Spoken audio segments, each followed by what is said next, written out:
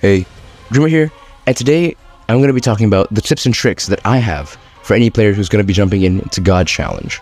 So God Challenge as a game mode is kind of, it's definitely on the more difficult end of things, and I guess this piece of extra advice could really help you move forward, especially because this is only like the second time the event has ever been active.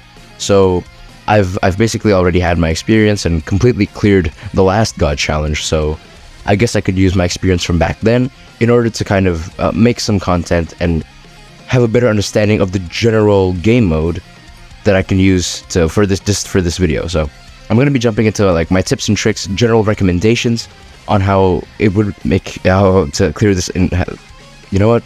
I think I need to really rephrase that.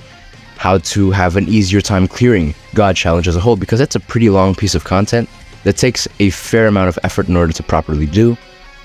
So let's just jump right in. First of all, it's to obviously pick the right characters. You have 30 slots here, but it's important that you don't pick entirely DPS characters or go too deep into team building in a sense that you want to view this as like an entire team.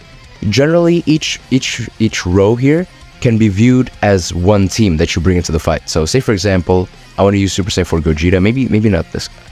Right, let's say for example we want like a more balanced composition. I don't want to go like full DPS. I want to have like a good solid balance, so I'll go Ultra Gogeta, Ultra Omega Shenron, and I guess, okay, let's just check the GT tag really quick. You know what, I'm actually going to speed up this process really quickly just so that you can really see the end result. I don't want to waste too much time on this particular part of the video. So I decided to skip that entire process altogether because it just took way too long, and also because I missed a few key points in terms of team building that I would like to go over right now. So first of all, you can see that in this first column, they're like these characters that don't really fit with their teams that are on like their respective rows. And the reason for that is because the leader skill mechanic is still active in this game mode. So I have on here like characters that may be useful in terms of like surviving. So you can see here that I have Revival Piccolo and Revival UI Goku as well, just so that you can survive like incoming rising rushes or just really strong attacks to protect the important characters on your team. Super Saiyan 4 Goku here is a bit of a wild pick, but I just wanted to try him out just for a bit of variation.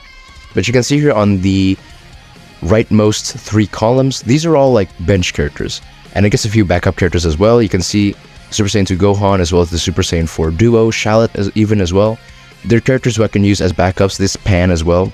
So if I ever encounter like a really strong team that needs a few characters of the same color, I can obviously just use them instead as like a bench. And the best part about this is that you can see here that I've got Pan, and she, as a Zenkai buffer, buffs Blue Sun family. So not only is she buffing GT Goku, Beast Gohan on top of the Vegito Blue, the fusing Super Vegito as well. So basically, having bench characters who can overlap and buff different characters works really well, especially because you can actually reuse them over and over again. Same thing goes with this Trunks, for example, because I believe he buffs Red Hybrid Saiyan, so you can buff both this Beast Gohan as well as this Pan. Same thing goes for like a bunch of other characters, like say for example this Gohan, because he buffs Ultra Gohan as well as Revival UI Goku.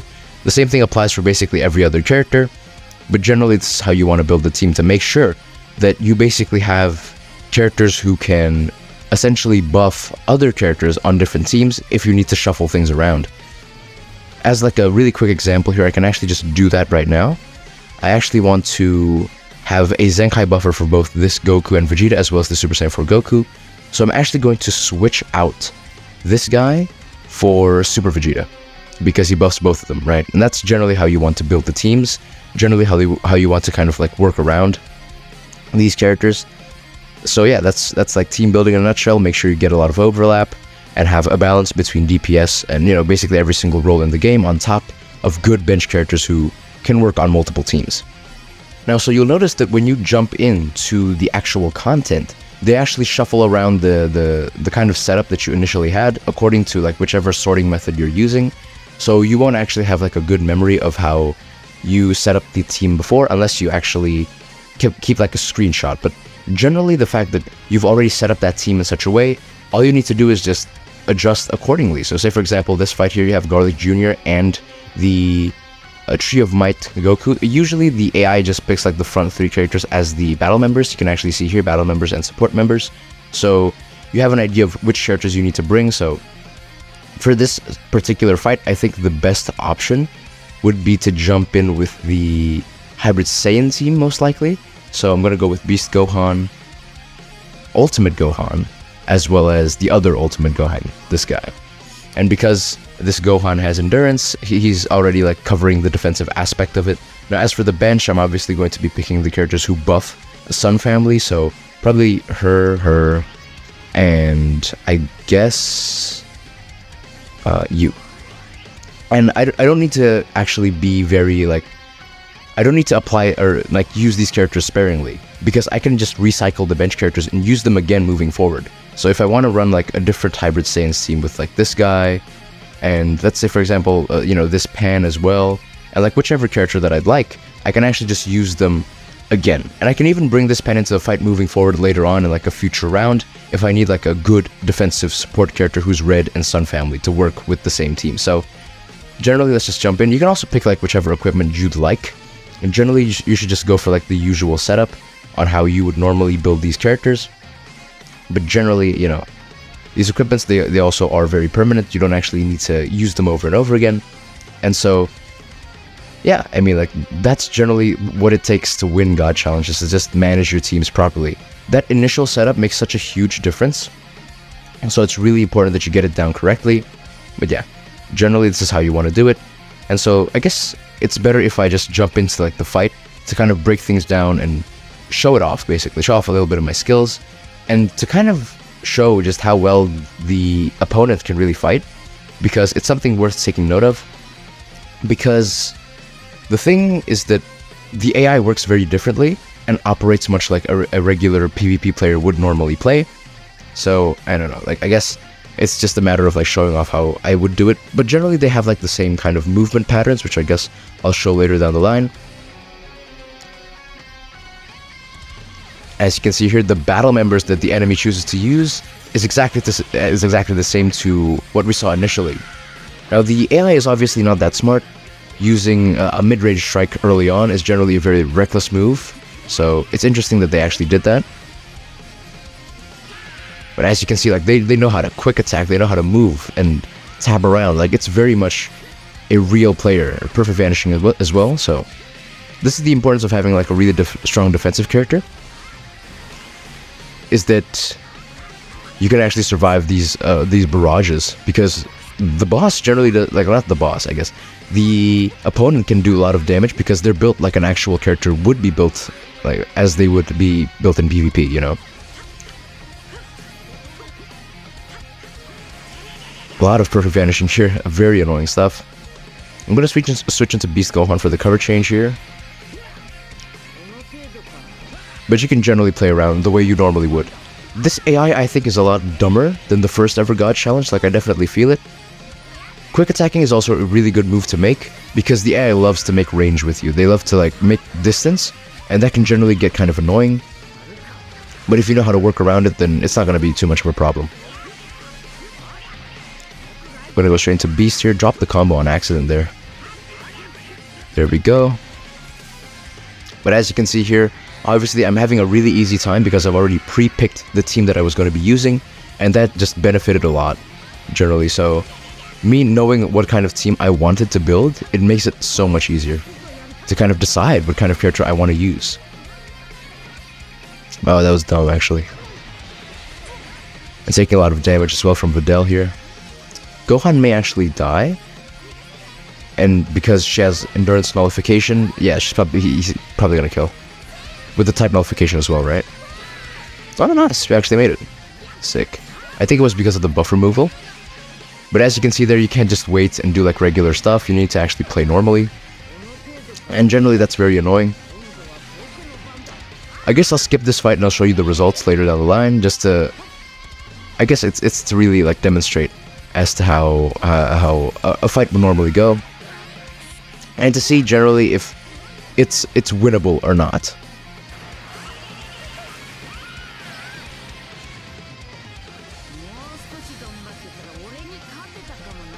Alright, nice, so we actually won that fight. That was pretty good.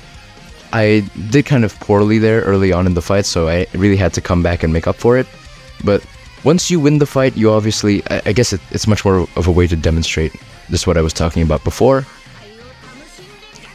It's still the first wave, and each wave, there are like 3 waves, each wave consisting of 5 battles, so 15 fights in total, and you need to use the exact same teams, but every time you switch waves, the cooldown characters get reset so you can use them again.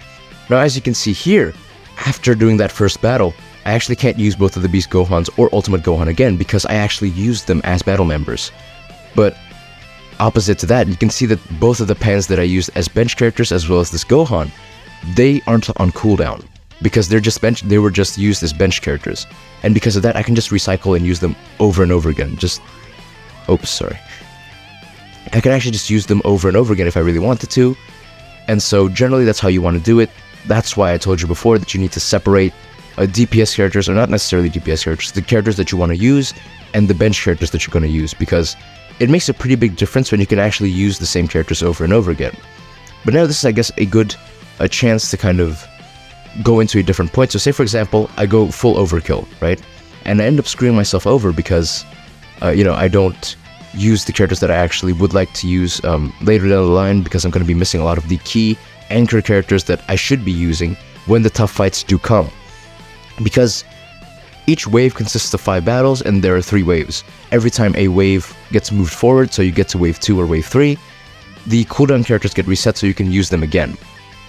The issue with that is that a lot of times in these battles, you get stuck in a specific fight because the enemy team is built in such a way that you don't actually have enough characters to kind of beat them down, which is why it was really important to pick a good anchor character.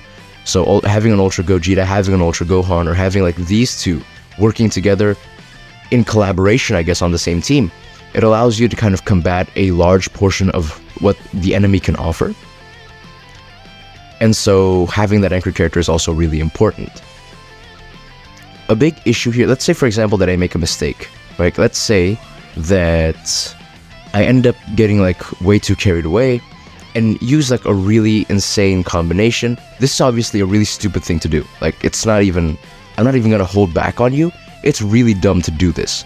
To make like your entire team consists of really strong characters. Generally, it can really screw you over, because when you actually jump into like a fight later down the line, you end up being missing. You end up losing a lot of characters that you actually need in order to clear those fights. You don't even really need to put equipment on these guys, because once again, like it doesn't really matter. Like bench characters you can use over and over again, so you won't really be missing out on much. But say for example you're using this piece of equipment that gives you additional buffs when every single character on the team actually uses it. Generally you want to actually slap on a piece of equipment on them. Yeah, let's use this as an example really quickly, right? Let's say that I jump in, and I'm obviously going to be sacrificing 2 energy for this, but at the end of the day it is a demonstration. So something just fell. Oh my goodness, hold on. Going to be using this as a demonstration to kind of show off what happens when you lose. What happens when you just take too much damage, or the tables get turned on you, the script gets flipped on you, and you actually can't win. Obviously there's that fear of losing progress, and the game, in terms of like the general user experience, makes a big deal out of you losing. Let's watch this really quickly. Say for example I just lost this fight, right? Like all my characters are almost dead and like I'm about to die. You can just use this, give up and quit battle. Yes.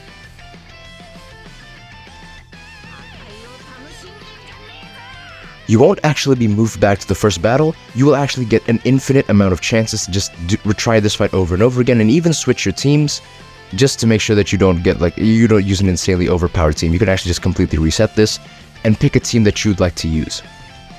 In this case, I mean, I guess you want to pick 1 revive character, as well as 2 strong DPS characters, as well as a bench that you can just reuse, like I said before.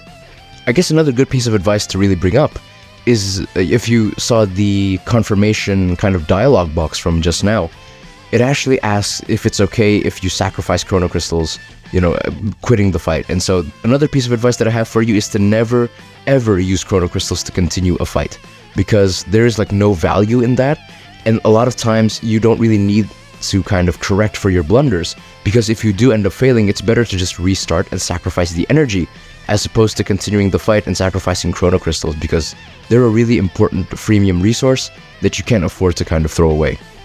Keeping these tips in mind, it'll really help when you actually end up jumping into the fights and trying to clear God Challenge. But that's generally the pieces of advice that I have for you. So to kind of like recap, you need to actually build a team when you jump in. Make sure that you have a character who can save you, a revive character, endurance, a comeback, whatever. It's a you're free to choose depending on what kind of characters you have on your end. And you also need to pick like really strong anchor characters as well, like Ultra Super Saiyan 4 Gogeta and Ultra Gohan here, who generally can carry the fight and combat a lot of the other meta characters in the game. You can also you also need to keep in mind that you can actually reuse bench characters. So ideally you want to have a team that has a lot of overlap and that can recycle or reuse benches in whichever variation that you'd like, because having that variability really helps you. Is that even a word? Having that kind of variation can really help you build teams a lot better and adapt to whichever situation that gets put in front of you. On top of that, don't be afraid to forfeit unless you have a really small amount of energy, but it's better to just forfeit, quit the fight, and retry again as opposed to using Chrono Crystals, because generally these bosses they just play very well, but they're not unbeatable. And a lot of times once you actually get the patterns down, it's really easy to win. Keeping these tips in mind will allow you to actually beat God Challenge in a fairly easy fashion, and I don't really think that it's going to be that difficult once you actually understand this, because when you generally have this understanding, then the fights get a lot easier, and eventually you'll get to Battle 5 Wave 3, you'll be done with it, and you'll get like the trophy at the end. But yeah, I think that's going to do it for this video. Leave a like if these tips really helped you.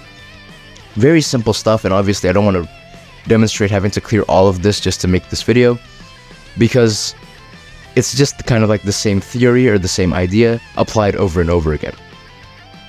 So leave a like if you did find this video useful, leave a dislike if you didn't really like any kind of point that I raised.